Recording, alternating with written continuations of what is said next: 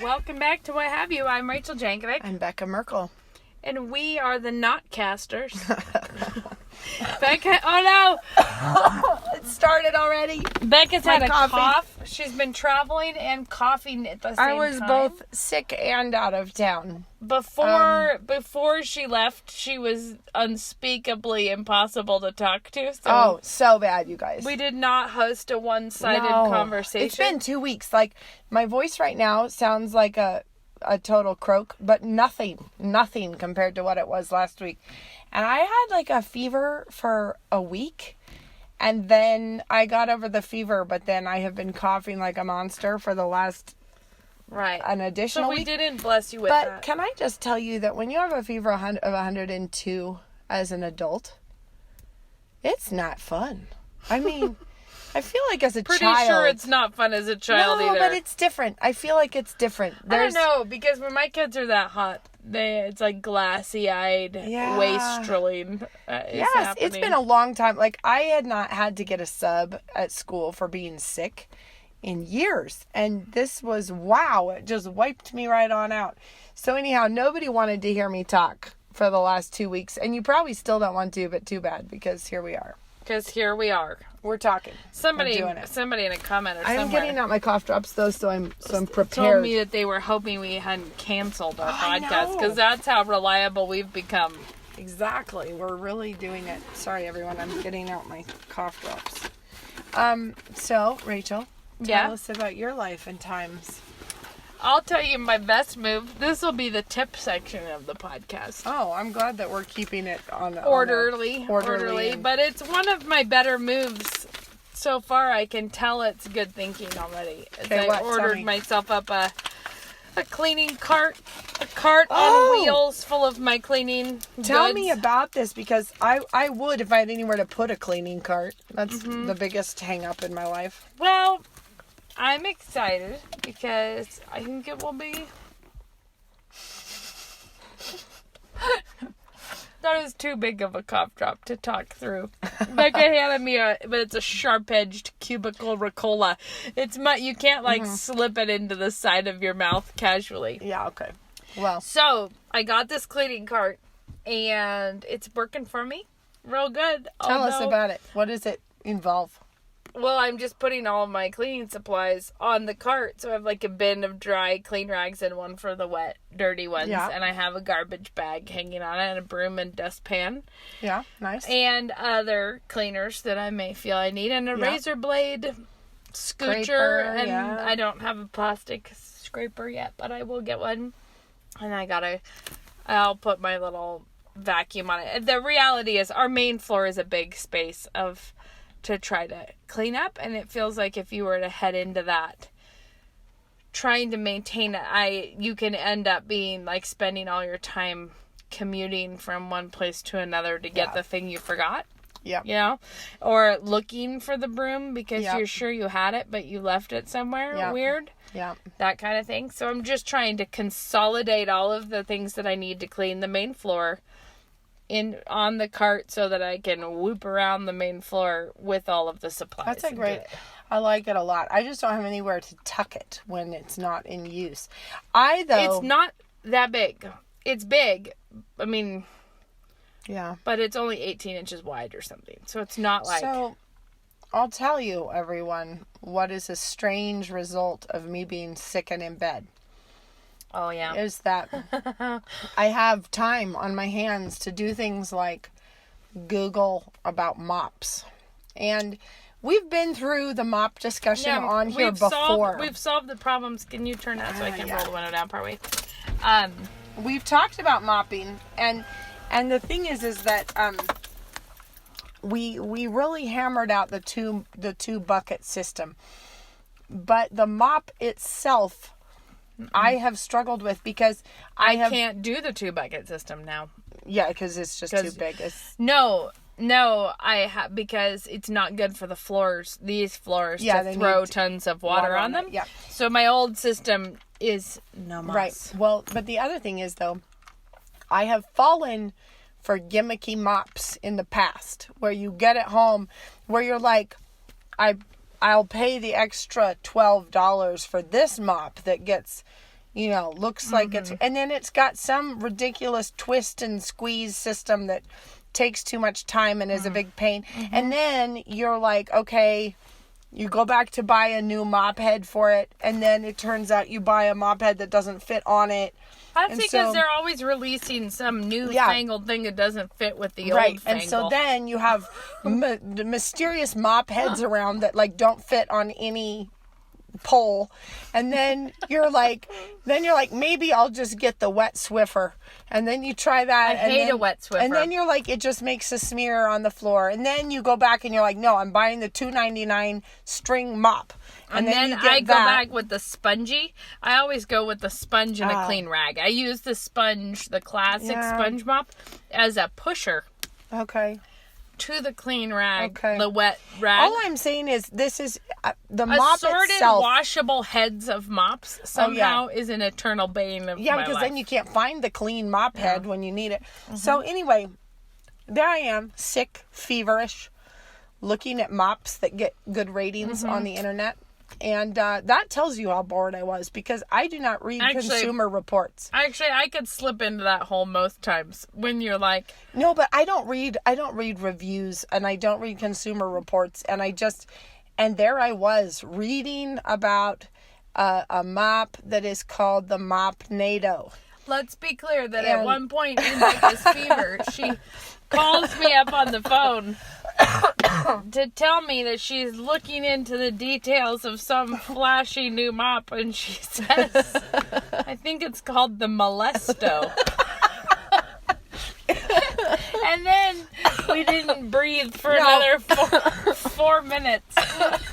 I knew as I said it that couldn't be right. Of horror. Horrified, like, what product meeting came up with that? Excuse me for my hacking.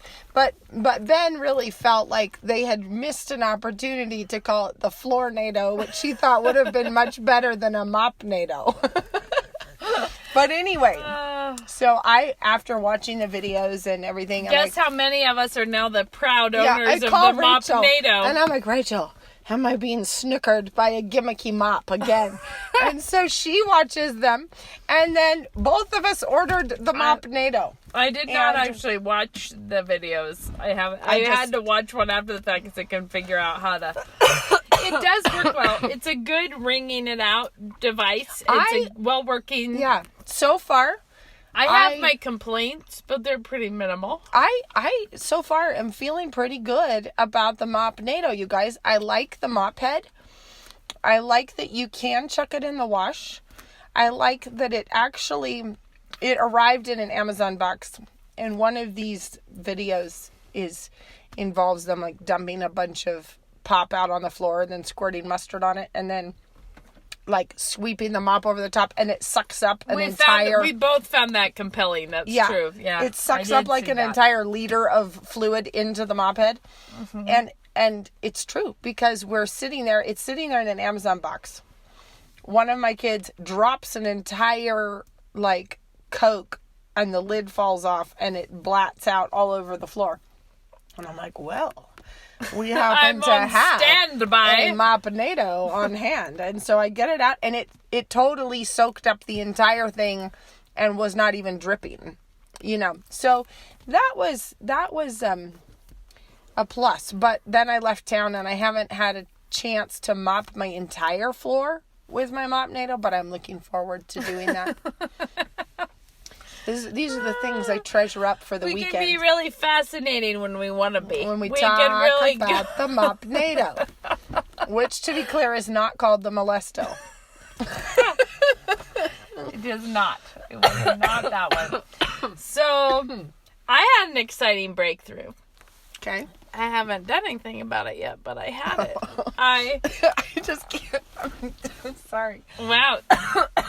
Don't make me laugh, Rach. The good news is we can't communicate disease through the airwaves of the podcast. No, you're not getting infected, guys. You're just being annoyed by my coughing. So, I've told you all the story about me making bad bagels and then blaming the recipe and then being convicted of that for some reason. I know not why. I don't know what. I wish I could remember what prompted me to suddenly look back and regret on judging the bagel recipe.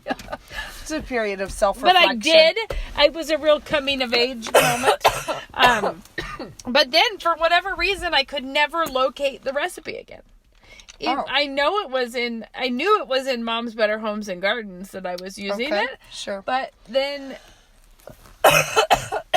never more to locate.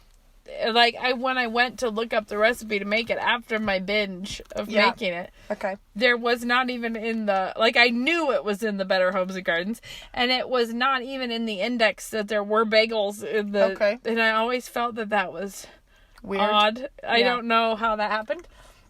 How we lost it. And then I had a newer Better Homes and Gardens cookbook.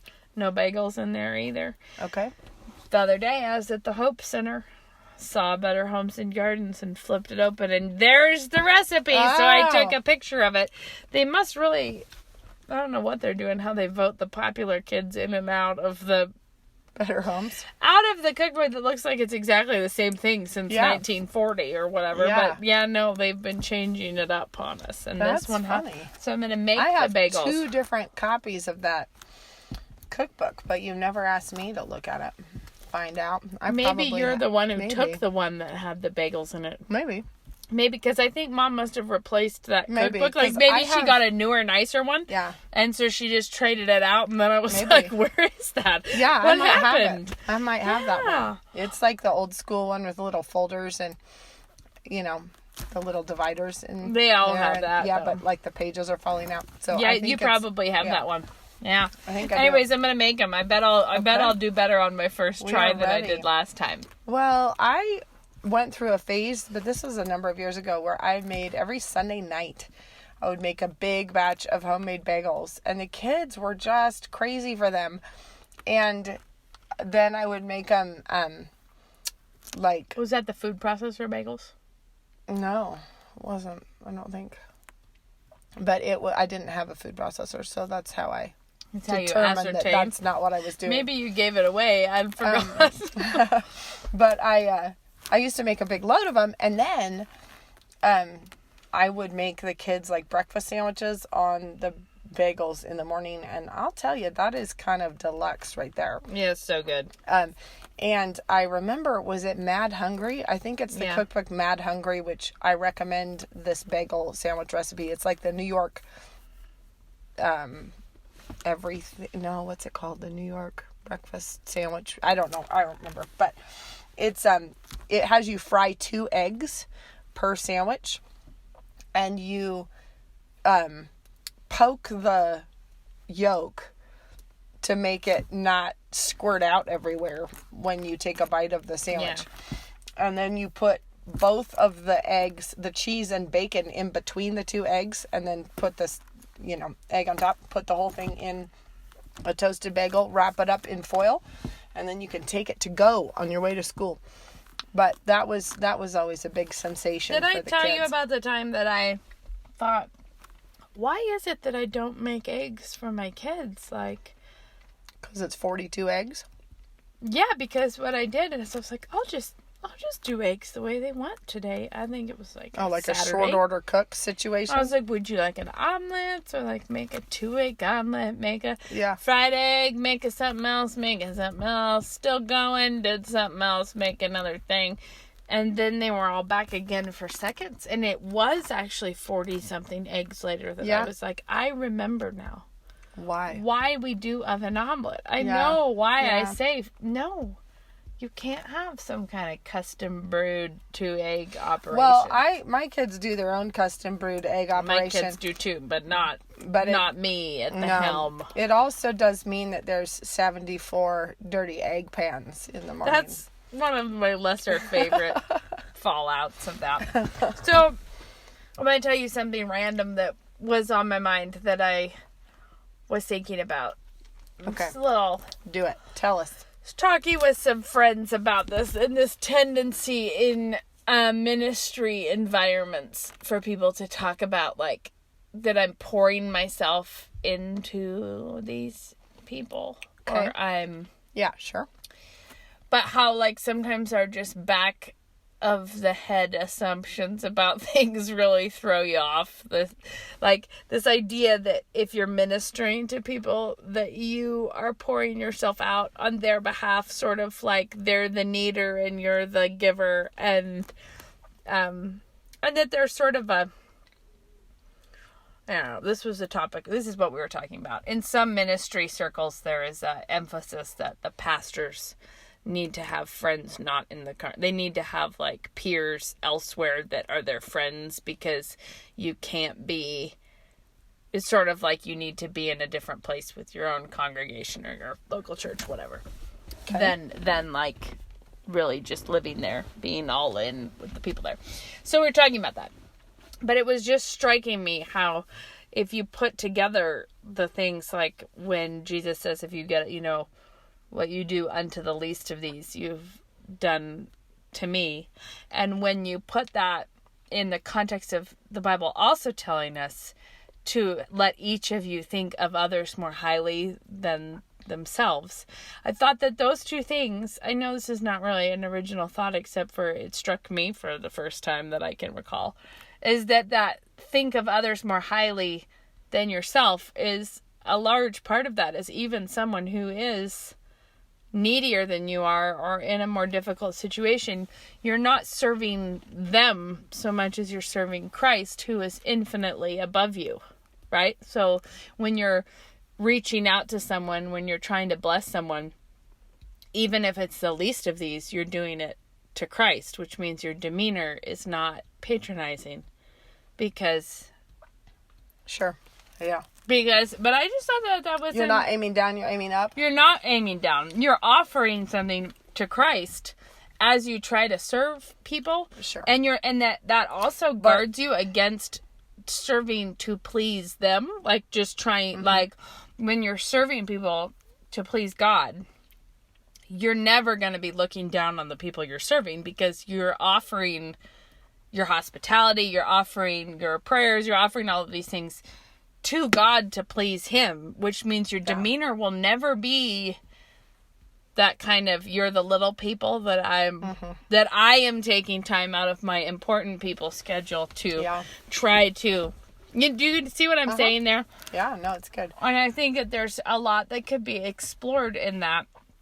When you think of being hospitable, you're having all these people into your home, and the point is not, you're not trying to impress them, and you're not trying to be like, you need me to do this for you, or it's like you're just delighting in serving God, and they are... Yeah, but of course, you can't serve God without that middle step of serving them, so it's not like you can cut that section out.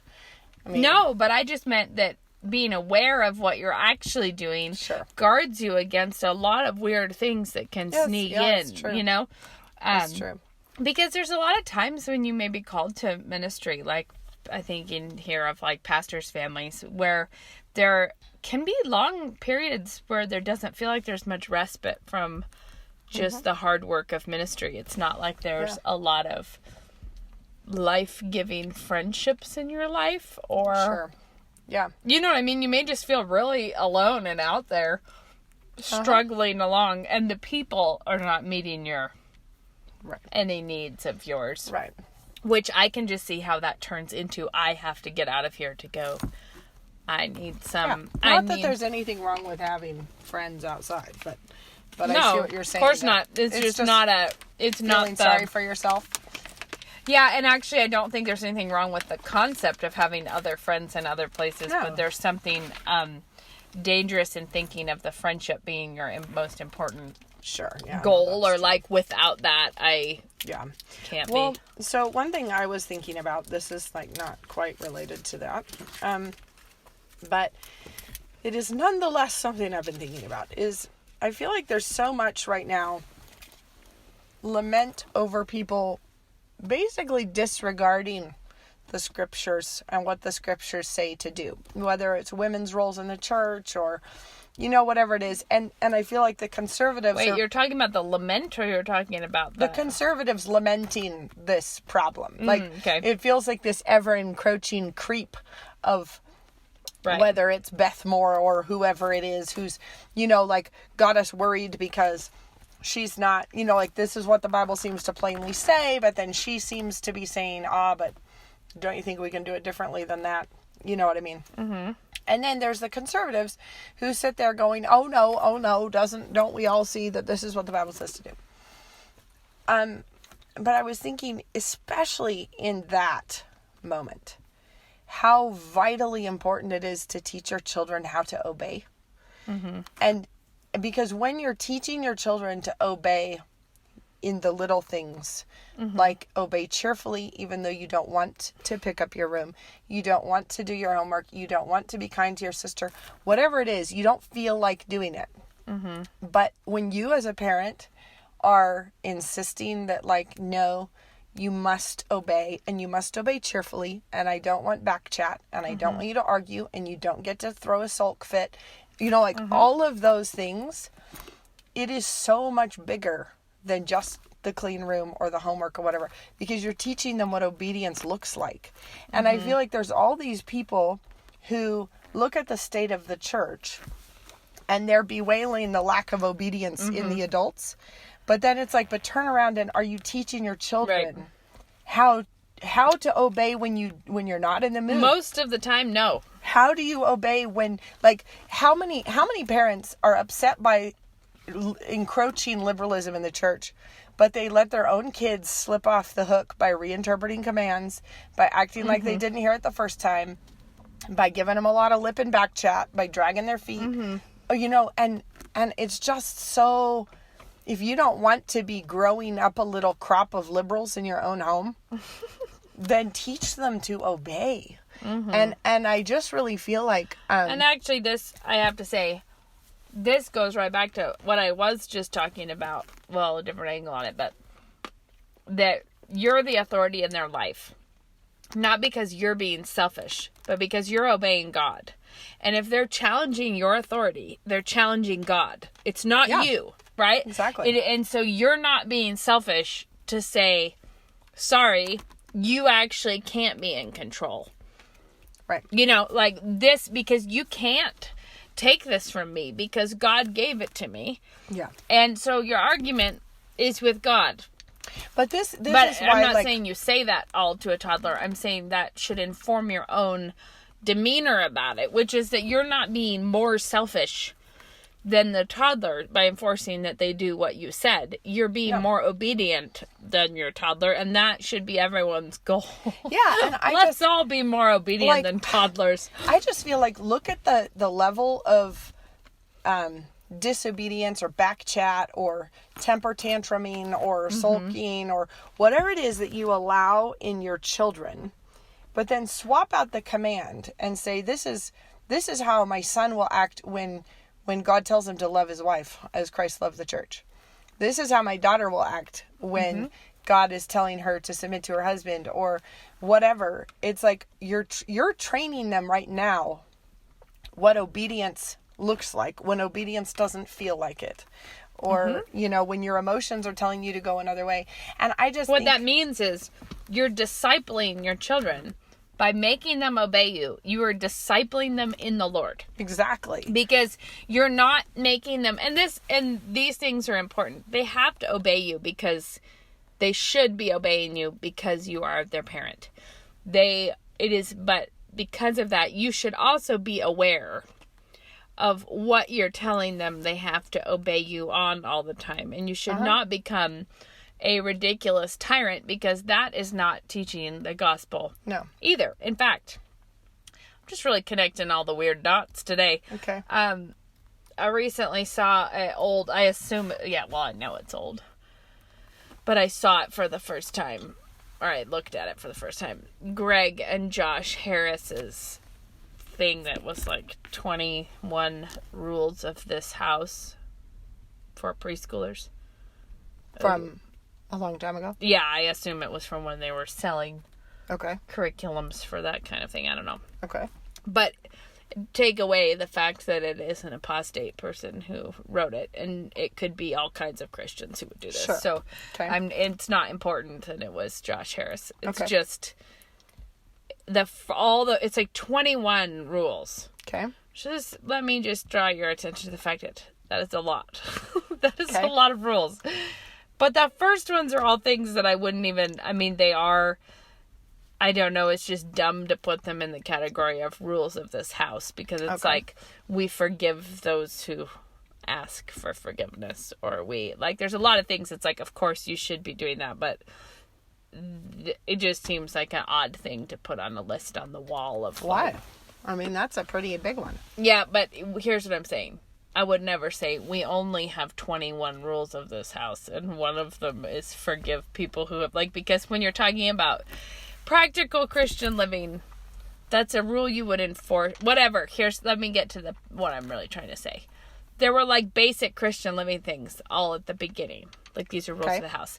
And then it just seamlessly transitions into, we shut the things that we open, we turn off the things that we turn on, we do, it was we clean up any messes that we make, so what happens is it starts with the spiritual laws, Sure. and seamlessly moves into cupboard door work, without drawing any distinctions, and then the two tables of the law. Exactly.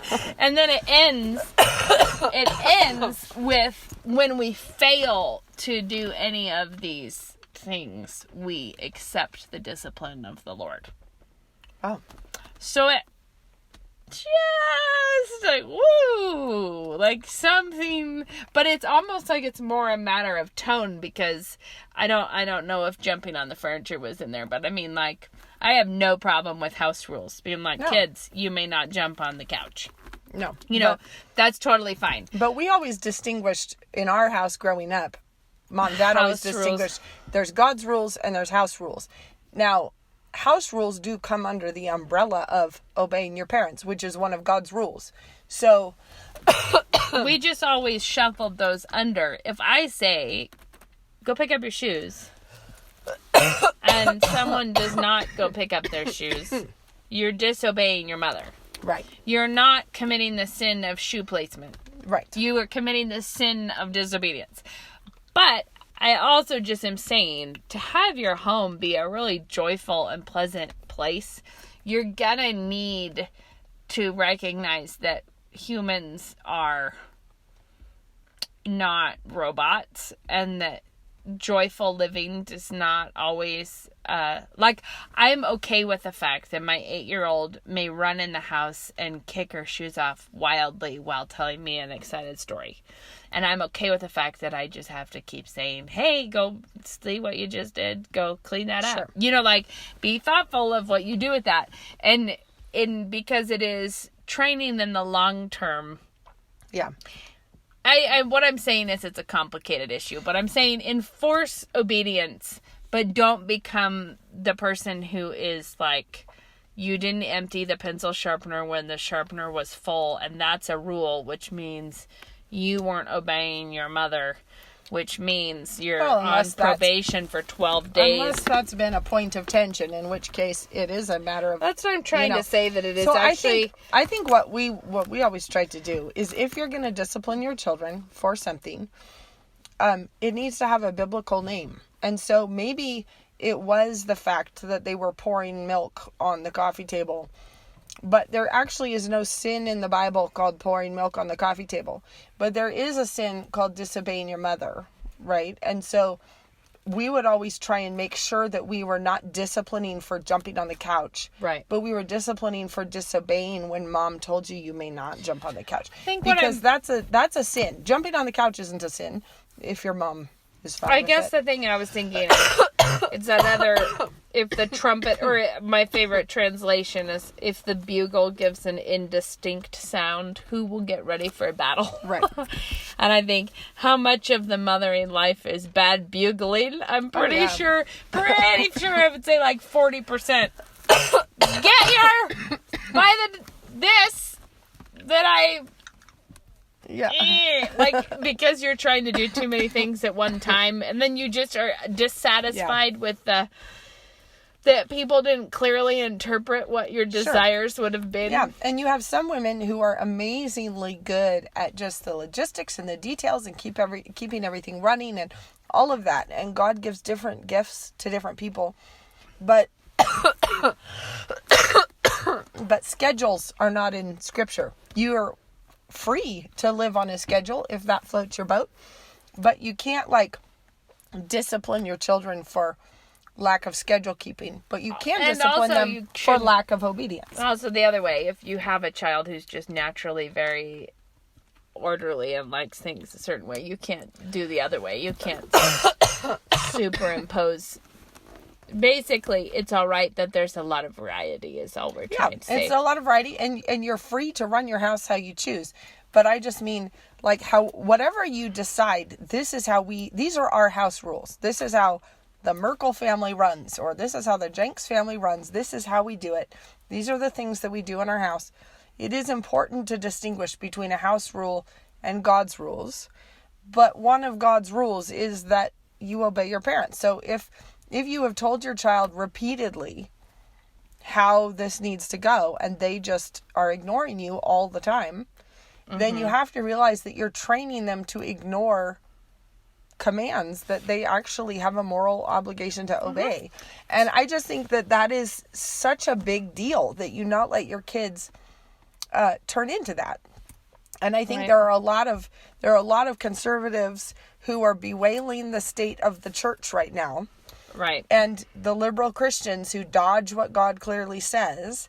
But it's like, okay, turn around and just ask yourself, are you creating children who will cheerfully and immediately obey, even if they're not in the mood, or even if it's difficult, or even if they're tired, or whatever. I don't know. I just think the letting your emotions trump what's clear obedience is something that bothers us about the feminists in the church, right? Is that, like, well, it hurts my feelings that Paul said the things he did. Well, don't let your kids get away with emotional manipulation. Well, basically, don't put them in the training camp for how to handle Scripture in a really ungodly manner. How to, you want them to, and the reality is, in all of this, it comes down to you doing it. It comes down to you illustrating to them. And if you are overlooking God clearly telling you to have obedient children, then you're the one who's not applying Scripture to yourself. And so it's not just that you're training your kids to do it, it's that you're doing the same thing in a different flavor. You're just another. Yeah. Because why is it that you let your kids be little beasts? Well, because it's kind of hard. And because I don't know what to do, or because it's kind of difficult. I would have to get up off the couch, or I would have to confess my snarky attitude and then go deal with it cheerfully, or I would have to I would have to acknowledge that I'm doing a bad job in the first place. Or I'd have to put away my phone for a minute and stop looking at Facebook, or I don't know, whatever it is that's getting in the way. I think there are a lot of people with a really sad situation going on with their kids that they are allowing to happen sometimes, for a whole mixture of reasons. Sometimes they don't know how to stop it. Sometimes their own guilt over their own sins makes them keeps them from it. Yeah. Like you feel like, well, I can't address their speck until I get this beam out of my eye, but I just don't really feel like getting the beam out of my eye, so I'll just let them have their speck. Sometimes that happens. If you're not faithfully, diligently disciplining, especially with little kids, one of the big clues for you that you're not is that you're talking way too much. Yes. If you notice that you're like, and if I see that again one more time, then something may happen. Come back here. No, come here. I said come here. Come back here. Look right here. Am I going to have to count? Look at my eyes. I'm going to count to 4. And when I get to 4, 1, 2. And then you're like, look at me. Okay, if I see one more time of you spitting at your brother. And you're like, why are we still talking? Like, this is actually unnecessary. No. And one thing I do love, I want to just say on the other side of this, is that all the talking is a good indicator that you are actually just being a threatening parent. Yep. And that you're being also a blustery, threatening one, because apparently your threats even don't have bite. Even your threats are not working. But that's what you're doing, is you're trying to bully and threaten when you're just using your words all the time. But one of the things I should say, Grandpa Jim wrote that short essay called Saturation Love, about that there is a time with little kids where if you're just not making headway with someone and you feel like you've been really faithfully disciplining and you've been faithful, like I keep telling him he may not do this, and it just is like he just is not listening to me. And Grandpa's suggestion in Saturation Love is that he already knows you don't like it. Show him that you love him. Essentially, they know, if you know that your child knows that what they're doing is not the right thing, and they remember and they're still doing it, and maybe that is the only time they're getting affection from you or attention.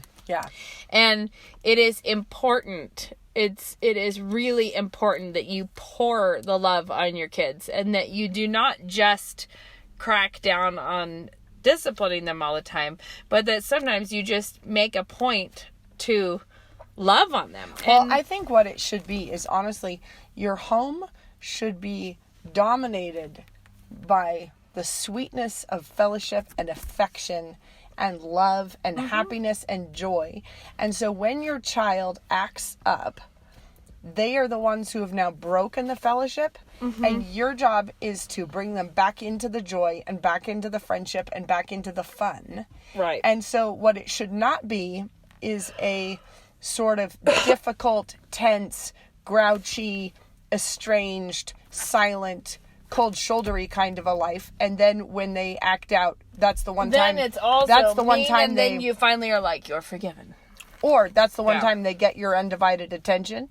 And so for some kids, it's worth it. It's worth getting in trouble to have your parent actually looking at you and caring about you. And so the thing is like, if you love your child... So how sad. Let's just say, in addition to that, if you're a child who's acting out just in the hopes of getting your parents' attention, how much worse when they ignore your disobedience. Yeah. Like for the next level of insult is that there's literally nothing in this world I could do to make them look at me. Right. Yeah. Right. And so I just think it's like your child should feel like when they have disobeyed, or when they get snarky, or when they go into a little fit of the sulens or whatever it is, that basically it's like shutting yourself outside in the cold when everybody is inside having a grand time. What have I done? Why am I here? And then you're the parent. You go out there in the cold and you get them and you bring them back in. Because if you love your child, you don't want to let them sit out there in the mud and the rain and the freeze. You want to get them back in the house where there's fellowship. And you do even that. Getting of them is very affectionate. You don't open the door and say, you get back in here, you little, you are saying, hey, come here. Like, I love you. Come inside. Like, come back. And if you won't come, I will make you. I mean, I can carry you. I will make you come. Do you know I'm stronger than you? I can carry you in. But I think that that is really important. But it's also just super important that you are so loving all the time towards your children that would not occur to them as a means of trying to get your attention. Right. And so I think in general, if you're having a real discipline problem with a little kid, you need to both tighten up the discipline and be prompt and stop threatening. And we would tell our kids, just give them a heads up. It's like, I have been screwing this up. I'm sorry. Like, forgive me for, you've been having no fun and that's my fault. Forgive me for that. And then you lay out the rules of what's going to happen. You're like, there won't be warnings. Nope. We're just going to handle it. We're going to stop talking all the time about this. And then we would say, what I would do at that point is then make a point as a mother to grab that child every time you see them. Be like, hey, you, come here. Like, I love you. Like, I'm so proud of you. And and another thing that I would recommend, and I love this with really little kids, is, I maybe have said this on the podcast, I don't know. When I pray with them, especially if they're a little bit emotional, if they're got the wobbles on when they're little. Yeah. Typically overtired or something. When I pray with them, instead of just being super short, I pray with them a lot more about them. Like, I thank God for the things that we see in them that we're so proud of. And I spend the time telling them through my prayer how we feel about them. Uh-huh. And when you have a little kid, if you have not done this, get on it and do it right away, because it's like one of the cutest things when they're on your lap and you're praying about what you're so thankful for in them.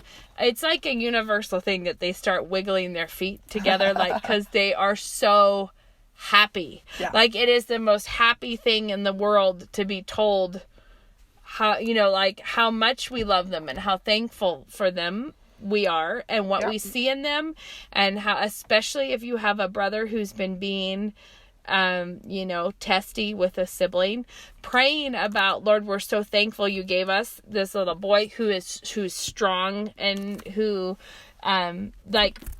give them the positive goals that you see in them, like, who is strong, and like, help us to teach him to serve you through controlling himself, and like and paint them a picture of what you envision. If you think about, what does God the Father say in front of everyone about God the Son, is, this is my beloved Son in whom I am well pleased.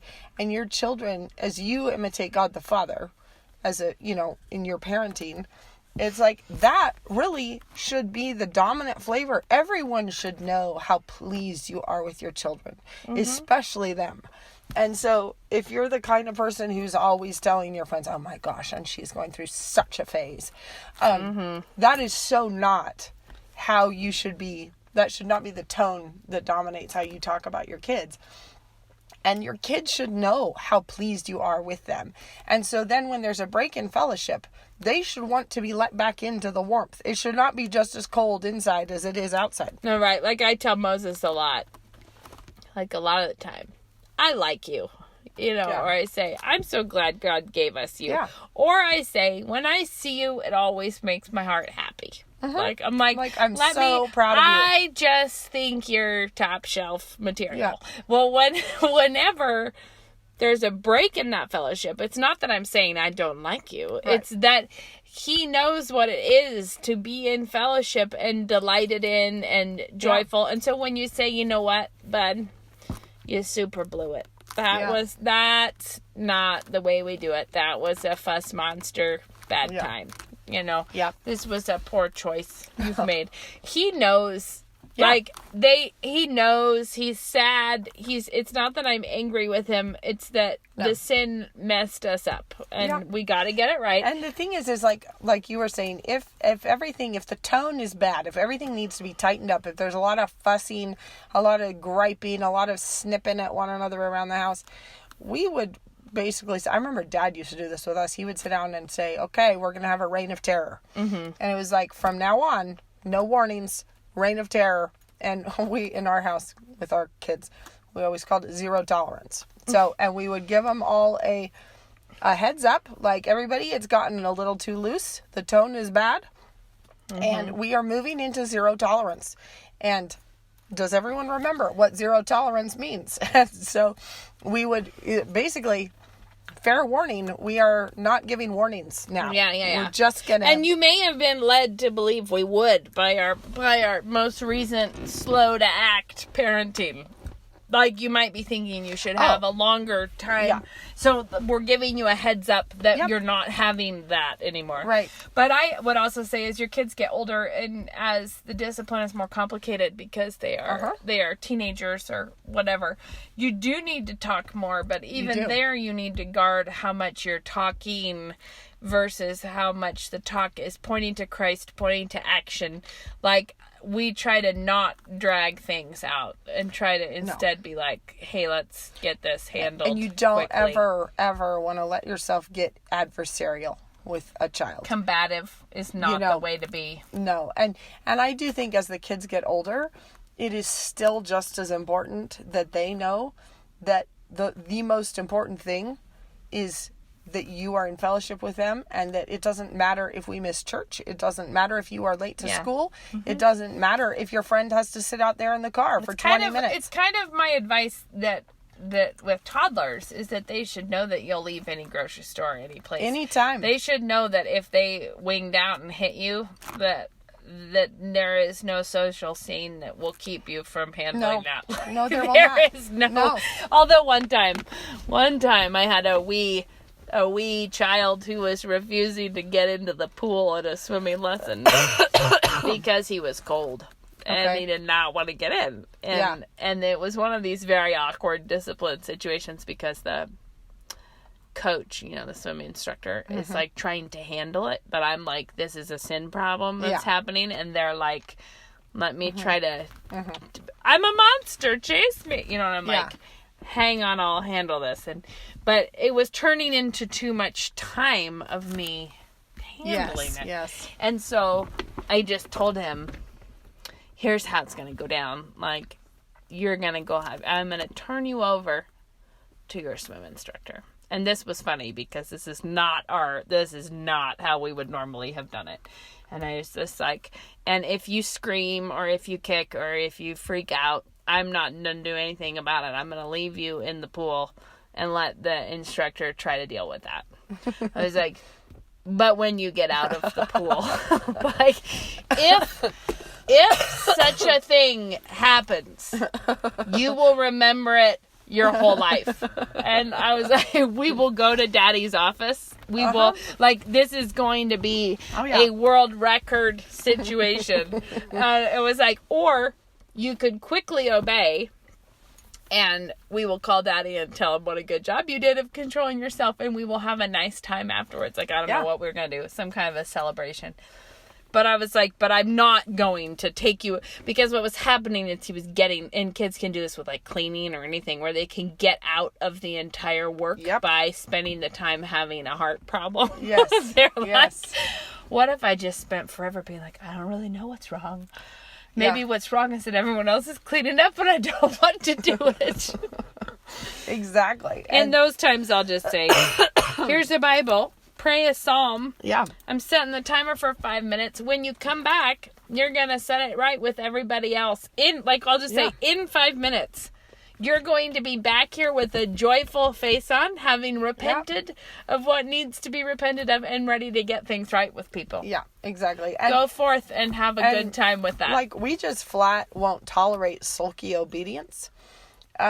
Sulky obedience is disobedience. And so Dad always said our whole childhood, delayed obedience is disobedience. Yeah, and if your mother says jump, I want you to ask how high on your way up. Exactly. And so if you say, I want you to do the dishes, and so they go off with a hunched up shoulder of affliction, as they sort of off, it's like, no. That is not how we're going to do the dishes. Redo. We are not doing the dishes like that.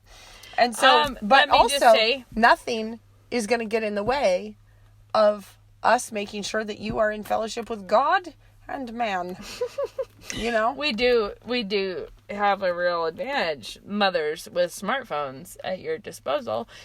Keep in mind that maybe not if this ticked your kids off. My kids think it's funny. I think it's like provoking your children unto wrath at sometimes, maybe. If I guess what you're saying. It could be, but my kids, it has been helpful. Yeah. If you video it on the sly, because then you're like, let's review the game footage. Let's review the footage. Delete it right away. I always have them deleted. The point is, if someone is schlepping on the counter with and you're like, let's do the dishes, and they're like, if you catch it on film, even they like, great goodness. And that's actually just helpful. I don't do that, just to be clear. I feel like maybe once a month that ever would happen in our house. And even that's a lot. Yeah. I'm not saying all the times be trying to do that. But I'm saying that there's a time where kids don't realize, they don't realize that they actually are rolling their eyes. Like, they don't I was like, no, people don't roll their eyes when they set out to roll their eyes. They roll their eyes when they're feeling like, oh my word, I cannot believe I have to put up with this. It's that thought that makes you roll your eyes. The other thing is, I do think that there are, sometimes, your kids feel like they're keeping their annoyance under close control, but they don't realize how much everyone knows that they're annoyed. You are communicating. It comes through. It comes through. We see it. We all saw it. And so, I don't know. I just think... As do they when I am peeved. Right? Yeah. So, they know full well when mom is not being great. I just think, though, it is so important, particularly if you are somebody who cares about the disobedience around you. It's like, well, then don't raise that in your garden. Like, if you don't like that produce, don't cultivate it. Those invasive weed species, maybe don't order in the seedlings. Right. I mean, like, maybe miracle grow maybe those things. actually fight it with what you have right in front of you that you could fight it with. Yeah, because you're just doing your child no favors at all if you never teach them how to obey. It's like, that is the whole theme of the Christian life, is obedience. And so your job, it's like teaching your child to walk, or teaching them how to play baseball, or teaching them how to speak English. It's like, that's your job, is to teach them how to do these things. And your job is to teach them how to walk like a faithful Christian. And so teach them how to do it when they're 4 and when they're 5 and when they're 6. Amen. Do it. So that's our tip. That's our tip. Started out strong on the mop-nado. The mop-nado. The cleaning cart. Ended up with keep your children. That's the last one. That's the final tip. The final tip. Don't raise liberals. If you've lost a recipe, look in the thrift stores. Or call your sister. She might have it. Yeah, but that never occurred to me until this very day. Yeah. All right. Until next time. Have a good week.